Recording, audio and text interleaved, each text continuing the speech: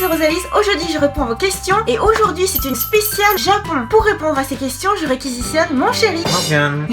Alors, on y va. Coucou Rosalie, je te félicite d'avoir atteint les 5000 abonnés, je suis trop content pour toi. Merci beaucoup. Sinon pour la FAQ, est-ce que c'est bien le Japon? Moi j'aime le Japon parce que c'est calme, serein, mais aussi pour la culture. Je t'adore, continue comme ça et dis coucou à Morgane de ma part. Coucou Morgane. Ouais, c'est gentil, merci. Alors, est-ce que c'est bien le Japon? Évidemment. Déjà, si vous êtes sur ma chaîne parce que vous vous intéressez au Japon, vous vous doutez bien que moi je vais répondre que c'est fantastique le Japon. Mais alors c'est une question hyper vaste, alors comment répondre à ça? Morgane, de but en blanc, comment tu répondrais? Moi j'aime bien le Japon parce que c'est un pays tranquille. Quand on y vient, oui, il y a une atmosphère paisible qui y règne. Il y a beaucoup de modernité, les gens vont beaucoup de l'avant, ils ont pas mal souffert avec les catastrophes naturelles tout le temps, il y a des typhons, il y a des séismes, etc. Malgré tout, les gens vont de l'avant, construisent encore plus fort, plus solide, meilleur. C'est vraiment une mentalité incroyable. Et puis, il y a tellement de profondeur à la culture. Alors on peut être rentré dans la culture japonaise par plein d'aspects différents. Alors les générations précédentes, ça aura pu être l'ikebana, ça peut être le théâtre d'Ono. Nous, ça a été par le manga, les animés ou le jeu vidéo. Et en fait, on se rend compte que tous ces éléments sont entremêlés, que la culture elle est vraiment profonde. Et moi, c'est vraiment quelque chose qui je trouve incroyable, c'est-à-dire de séjour en séjour. À chaque fois qu'on vient au Japon, on découvre des nouvelles choses. Mais c'est magnifique comme réponse, Morgane. Okay. Merci, j'ai bien fait de t'inviter. Oh là là. Moi je dirais tout simplement que c'est mon pays de cœur. Quand je me dis que je peux être à la fois en France et au Japon, c'est là que je suis hyper heureuse. Les meilleures années de ma vie, franchement, je les ai passées au Japon. Je me verrais pas ne plus venir au Japon. Il y a tout ce que j'aime ici. Il y a toute la pop culture que j'aime, il y a toute la culture traditionnelle que j'aime, il y a la manière d'être que j'aime, la manière de vivre que j'aime. Et puis ici tout fonctionne, tout est ponctuel, tout est respectueux, tout est sublime. Même si la nature est difficile, elle est magnifique. Les gens, même si on est nombreux, on se respecte et puis on s'amuse quoi. Il y a vraiment tout pour faire en sorte qu'on puisse se sentir joyeux et heureux ensemble. Voilà, et c'est pas pour rien que mon chéri et moi, c'est ici qu'on a passé notre lune de miel, c'est ici qu'on a passé nos meilleurs Noël, nos meilleurs anniversaires. Enfin voilà, je veux dire, tous les milestones en fait, ça s'est passé au Japon. Autant pour notre âme d'enfant, c'est ici que c'est le paradis, et autant pour le travail aussi, parce que mon chéri, je le trouve tellement épanoui ici, il a des horizons élargis. Je trouve que ici, on fait vraiment preuve d'une créativité, d'une ouverture d'esprit, un bouillonnement culturel, intellectuel. Enfin voilà. On en parle autant en aimant les choses comme des enfants, des ados, mais aussi on a notre vie d'adulte ici, et on a tous les avantages, inconvénients et tout, et on vous parle en connaissance de cause, en pesant le pour et les contre. Oui, le Japon c'est très bien, venez. On pourra approfondir si vous voulez, mais il faudrait des questions peut-être un peu moins généralistes et plus ciblées sur qu'est-ce que vous voulez vraiment savoir. Question suivante. Hey, ils sont trop chouettes les photos, j'adore. Moi j'ai des questions car mon rêve c'est d'aller au Japon, mais combien ça peut coûter à peu près le voyage? Alors là, il n'y a pas plus spécialiste que Morgane. Alors il y a plusieurs façons de répondre à cette question en fait, ça dépend un petit peu quelles sont tes attentes en termes de confort, vie de tous les jours sur place. Ce qu'il faut savoir en fait, c'est bon, les billets d'avion, et on trouve des billets qui sont à partir de 750 €, mais c'est souvent avec escale, ou alors c'est plutôt 800-900 € aller-retour pour faire un direct depuis Paris. Après, au niveau de la vie sur place, le logement, ça dépend aussi beaucoup des villes. Parce que à Tokyo, ça sera une des villes les plus chères du Japon, alors que dans d'autres villes, dans d'autres préfectures, on trouve assez facilement pour le même prix des chambres assez incroyables. Et donc en fait, ça dépend vraiment de cet élément-là. On va dire que les solutions peu chères à Tokyo, ça peut être 40-50 € la nuit, mais c'est un peu roots. Une chambre d'hôtel un peu convenable, aux alentours de 80 €, 90 € à Tokyo. Là où en fait les prix peuvent être clairement très en dessous à d'autres endroits du genre. Quand on est à Shizuoka en fait, notre chambre elle était à 45 € pour l'équivalent de ce qu'on a à Tokyo, à facilement le double du prix. Donc c'est assez notable. Après, ce qu'il faut dire, c'est que se nourrir au Japon coûte pas cher en fait. Les aliments sont vraiment bon marché. On a la fausse idée souvent en France que manger au Japon ça va être cher, mais en fait à part si vous faites des grands restaurants Michelin ou autres, c'est vraiment pas coûteux. Ce qui coûte le plus cher dans la vie quotidienne au final en fait c'est les transports en commun. Notamment le métro à Tokyo, c'est vraiment un élément qui chiffre assez vite. Donc c'est le point le plus critique. Donc si on veut pas mal se déplacer à Tokyo durant une semaine, il faut bien compter 5000-6000 yens par semaine. Du coup, ça chiffre à 20 000 yens sur un mois, à peu près 180 €. Si on continue, l'équivalent du TGV, donc le Shinkansen, est assez cher lui aussi. En fait, le prix des billets est fixe. Que vous le preniez un jour avant ou 2 mois avant, c'est le même prix. Donc du coup, en fait, les Japonais ont tendance à le prendre juste avant. Sachant que des Shinkansen, par exemple, qui vont à Kyoto, il y en a un toutes les 10 minutes. Au final, on va dire que pour avoir un voyage au Japon d'une durée, on va dire, de 2 semaines, il faut bien compter à peu près 3 000 € pour couvrir les billets, les frais de transport sur place, le logement et puis être un peu confortable dans ce qu'on peut vouloir ramener comme souvenir. Ok, donc ça c'est le budget pour adulte qui a un certain standing. Si tu es jeune, il y a d'autres options. Tu peux être en homestay dans une famille pour vivre l'expérience authentique et du coup tu payes beaucoup moins. Tu peux aussi aller dans des auberges de jeunesse ou des ryokan et ça c'est très bien. Par contre c'est sûr que question intimité, confort et tout ça c'est différent, mais c'est des logements vraiment de style traditionnel japonais. C'est sympa aussi, c'est beaucoup moins cher. Et puis si tu veux tester des trucs qu'on trouve pas ailleurs, il y a les capsules hôtels et puis les Love Hotel. Il y a les mangakisa aussi, les... comment on dit en français? Les cafés manga. Les cafés manga. Les cafés les manga. Café. Ouais, c'est ça. Manga café où tu peux passer la nuit aussi. Mais voilà, il y a des options comme ça qui sont moins chères. Et en termes de transport, sinon, il y a l'option faites comme nous. C'est-à-dire que vous prenez un logement qui est dans Tokyo Central, dans le quartier qui vous plaît. Et à partir de là, vous vous en servez de hub et puis vous faites tout le reste à pied. Si vous aimez marcher, par exemple, nous, on fait minimum 15 km à pied par jour. Ça nous permet de rallier pratiquement tous les quartiers. Actuellement, on est à Ginza. On va facilement à Shiodome, à Akihabara, à Jimbocho, enfin partout en fait. Voilà, ça c'est une manière d'économiser de l'argent et c'est très bon pour la santé aussi. Allez, question suivante. Coucou Alice, déjà je tiens à te féliciter pour tes 5000 abonnés. Il est vrai que le temps passe vite. J'aimerais vraiment voir une vidéo dans les rues d'Akihabara en français. Sinon, la question que je te pose est la suivante. Comment bien organiser son voyage? Que faut-il faire avant de partir, etc. Voilà, merci encore. Encore une fois, ça c'est une question pour Morgane. Alors juste pour la vidéo sur les rues d'Akihabara en français, il y en a plusieurs sur ma chaîne. Alors j'en ai fait une avec mon chéri justement pour montrer quelles étaient nos boutiques préférées, boutiques d'électronique, boutiques d'otaku, et aussi on en a fait plusieurs avec Pokémon Go, mais c'était aussi l'occasion de montrer l'avenue principale, la Chuodori, puis les alentours. Et je mettrai en description les liens utiles. Et pour la question principale, donc comment bien organiser son voyage, le spécialiste. Bon alors maintenant tout est devenu beaucoup plus facile avec internet. Le fait de pouvoir aussi avoir accès à internet au Japon, il y a de plus en plus de points wifi, par exemple à Tokyo, dans les stations Tokyo Metro, il y a le wifi gratuit, donc on peut vraiment facilement accéder à internet, ce qui n'était pas le cas il y a quelques années où on stressait beaucoup pour avoir le réseau. Et puis il est aussi possible d'acheter sur place des cartes SIM avec des données, donc qui permettent à tout moment de consulter Google Maps ou juste internet pour avoir la réponse à une de ces questions. Tiens, j'ai envie d'aller dans tel type de restaurant, où est-ce que je pourrais aller? Et là vraiment ça change la vie. Il faut aussi préciser, en fait, je parlais de Google Maps, qu'il est très précis. Au Japon, il vous donne le plan détaillé des bâtiments étage par étage à Tokyo, ou par exemple au niveau des transports en commun.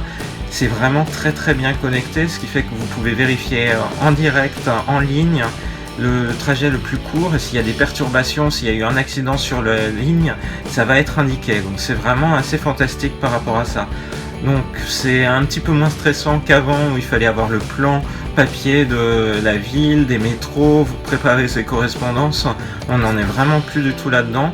Donc moi je dirais que le meilleur conseil à faire, c'est évidemment de réserver ses billets d'avion et aussi son logement sur place. Et puis ensuite consulter des guides, des sites internet, la chaîne de Rosalis, pour se faire une idée en fait des quartiers ou des monuments, des musées, des manifestations qu'on a envie de voir. Voilà. Pause. Au passage, mon chéri a écrit un guide de voyage Otaku Tokyo et Shugan avec les bonnes adresses, les bons lieux à visiter à Tokyo quand on est un otaku. Très utile. Voilà, moi je dirais que c'est surtout ça, c'est repérer les différents endroits, se dire qu'une fois arrivé sur place, on prendra une carte SIM de données, ça coûte à peu près 4000 yens, ah non, il y en a maintenant des moins chers, ça peut coûter à peu près 2500 yens, donc 20 €, et ça va durer 2 semaines. Et après sur place directement vérifier les trajets avec Google Maps. Du coup on est très mobile grâce à ce type de solution. Par contre, si vous partez plus longtemps que 2 semaines ou un mois, mais que vous y allez vraiment pour un séjour plus long, là il y a d'autres modalités dont il faut s'occuper, la sécurité sociale, les impôts, etc. Mais je pense pas que la question ait été posée dans ce contexte-là. Donc si vous voulez vraiment des détails sur la partie plutôt l'expatriation au Japon, laissez un commentaire. Et j'avais aussi dessiné des petits yonkoma. Ça vous permet de vous donner une idée de ce qu'on a pu vivre. Vous mettez le lien aussi si ça vous intéresse. Je ferai une incrustation là dans l'image sur le côté. Ok, question suivante. Pourras-tu faire un tour du Japon et nous le montrer en vidéo? Sur YouTube, on voit beaucoup de vidéos à Tokyo et Kyoto, mais moi j'aimerais bien en voir sur Hokkaido, etc.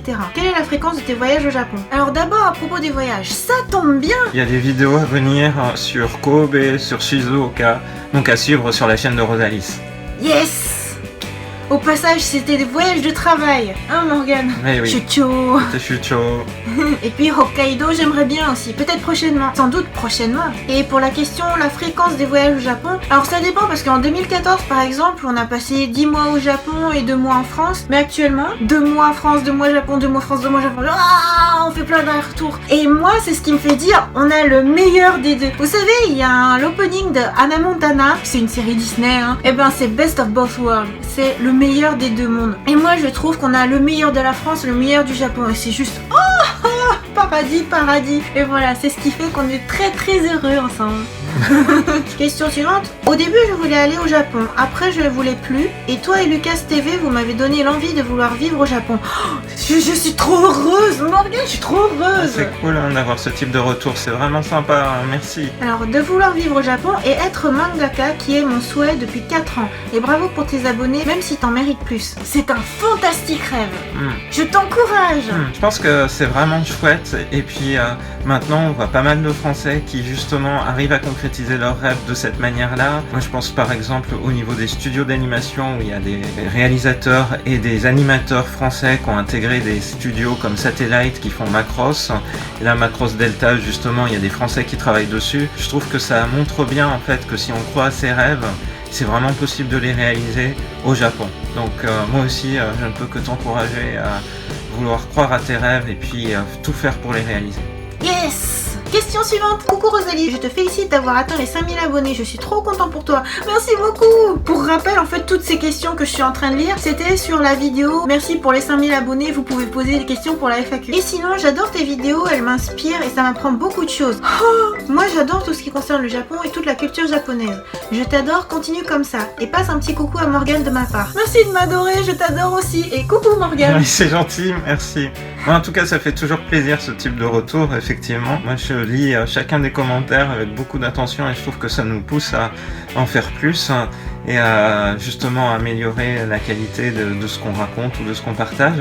Et puis, c'est chouette comme retour. Ouais, c'est fantastique. Alors juste parenthèse, qu'est-ce que regarde Morgane vers le bas? Il regarde l'iPad parce que je lui ai mis les questions aussi sur l'iPad. Donc Morgane, tu sais, tu peux regarder davantage la caméra, elle est par là.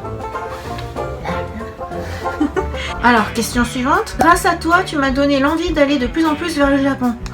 Le Japon est l'un de mes pays préférés. Yes! Vu que plus tard, j'aimerais devenir mangaka.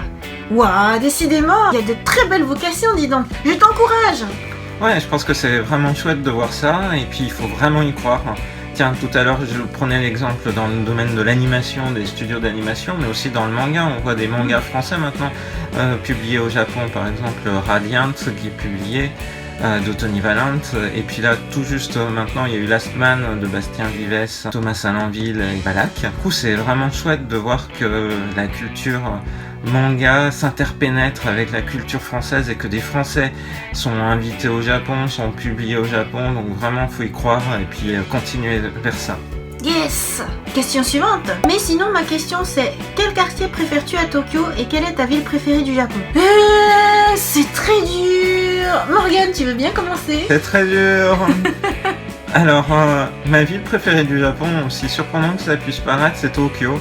On a vu beaucoup d'autres villes et je connais aussi des gens qui vivent à Tokyo et qui aimeraient en partir parce que c'est une très très grande ville. Moi je trouve que c'est une mégalopole quand même ultra agréable, vraiment pratique. Il y a des poumons verts, donc il y a des parcs, il y a de quoi vraiment accéder aussi à différentes zones de culture, vraiment énormément de quartiers, énormément d'ambiances différentes. Donc moi j'adore ça. Et en dehors de Tokyo, pour citer une autre ville, ma ville préférée c'est Kobe. Parce que je trouve que Kobe, il règne une atmosphère vraiment unique, c'est au bord de la mer, il y a les montagnes aussi derrière, il y a énormément de pâtisseries, on peut tout faire soit en extérieur, soit en intérieur, parce que toute la zone commerciale existe aussi avec des arches, donc c'est chouette, et vraiment super ville. Voilà.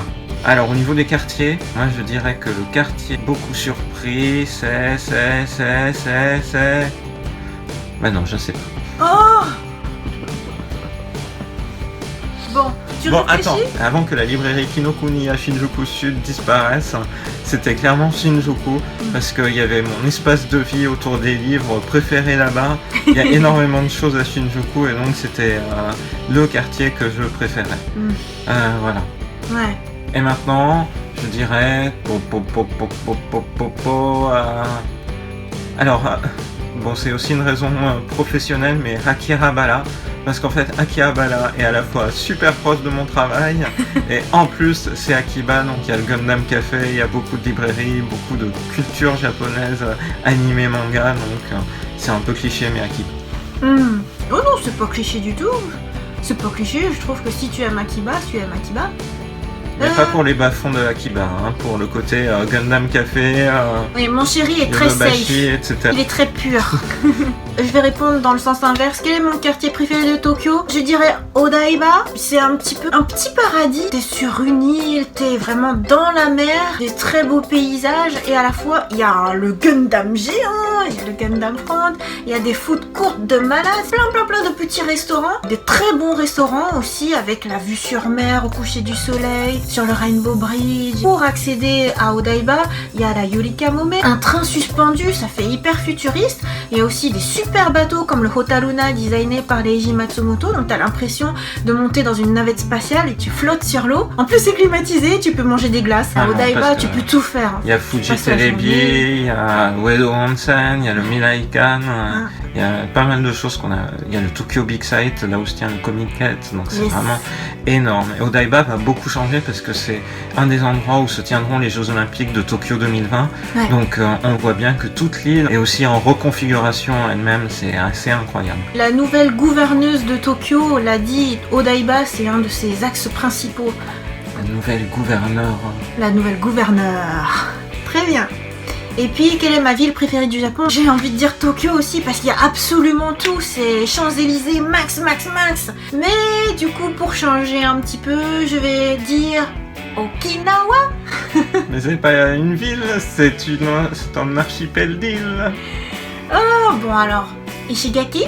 Ishigaki, c'est bien. Ishigaki, parce que c'est à la fois le Japon et c'est le paradis. Emerald Green, la mer émeraude. C'est paradis plus paradis.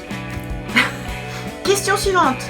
Avant-dernière question. Pourrais-tu faire des vidéos où tu nous fais voir tes voyages au Japon en parlant? Mais c'est ce que je fais déjà, non? Non? Moi aussi, maintenant tu fais ça. C'est ce qu'il faut que je fasse plus. Et au passage, les vidéos 360 de Morgane, c'est tout à fait ça, parce que c'est vraiment pour vous immerger dedans. Et Morgane est très content parce qu'au Japon, c'est en avance de phase, n'est-ce pas? On voit que l'évolution des caméras 360 s'améliore. Donc la Theta S avec laquelle je prends des vidéos en 360 a une qualité qui est malheureusement faible en vidéo. Mais j'ai bon espoir de pouvoir avoir bientôt quelque chose qui donne un meilleur rendu. Bientôt? Bientôt, ça veut dire 6 mois, 1 an. Genre la caméra que tu as repérée hier soir. Ah mais il en faut 2 en fait, de celles que j'ai repérées. Il en faut 2? Oui, parce qu'en fait elle ne filme qu'à 240 degrés sur les côtés. Et donc il faut en assembler 2 pour obtenir une vue panoramique. Mais c'est trop l'arnaque! Mais non, parce qu'ils appellent 360 parce que tu as tout par rapport au point de captation. En fait, tu captes 360, tu captes pas toute la sphère. Sachant que cette caméra, elle coûte déjà 58 000 yens. Et c'est écrit 4K dessus, donc on se dit ouais, c'est super qualité. Mais en fait, il faut en acheter 2. Oui. Tu me l'avais pas dit ça. Mais je le savais pas non plus. J'adore Gununi. Tu me l'avais pas dit ça. Bon. Oui, je t'ai dit que je m'allais me renseigner. Qu'est-ce qu'on ferait pas pour nos abonnés, hein? Et suite de la question, et bon courage pour tes autres vidéos. Ce n'est pas grave si la qualité change, mais c'est toi et ton énergie qui embellissent tes vidéos. Oh, oh, oh. l'arbre de joie. C'est trop gentil, merci beaucoup. Oui, c'est vraiment gentil parce que Rosalie, c'est vrai que ça lui importe beaucoup ce type de retour. Il donne de l'énergie. Ouais, je lui en parle souvent en fait. Même si des fois j'ai pas toujours le temps de répondre par texte aux questions, en fait je lis tout. J'en prends bonne note pour faire la suite de mes vidéos. Mais en fait c'est comme je fais des vidéos chaque jour, en fait il faut du temps. Mais du coup voilà, quand c'est possible, du coup je ferai souvent des vidéos comme ça pour répondre à vos questions en vidéo, c'est sympa aussi. Dernière question sur cette thématique. Êtes-vous déjà allé à Okayama et Kurashiki? Je vous le recommande. Ben, merci pour le conseil. C'est vrai que nous, on n'a pas eu l'occasion de s'y rendre. Pas mal de nos voyages sont en fait liés à mon travail, donc on va à certains endroits où j'ai des collaborations en cours avec d'autres chercheurs. Donc on est allé assez régulièrement à Kobe, à Kyoto, à Wakayama. On est aussi allé à Okinawa, mais c'est vrai que dans ces villes-là, on n'a pas eu l'occasion d'aller, donc à noter dès qu'on aura du temps pour visiter, voyager. Et voilà pour cette première fois aux questions spéciales Japon. Alors vous avez posé beaucoup de questions sur énormément de thématiques différentes, donc j'ai choisi de les rassembler par thématique. Il y aura plusieurs vidéos à venir. Et si vous avez d'autres questions, n'hésitez pas à poser-les en commentaire et on tâchera d'y répondre. Merci d'avoir regardé cette vidéo. Bye bye.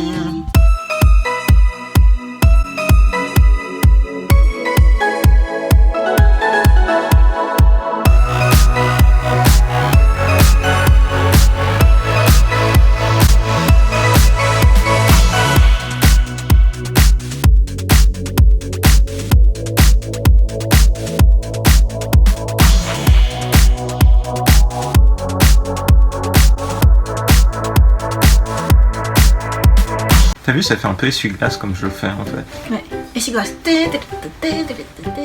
C'est quoi C'est comme de la danse? Zumba. Ah mais ça j'avais oublié. Ça va être dur.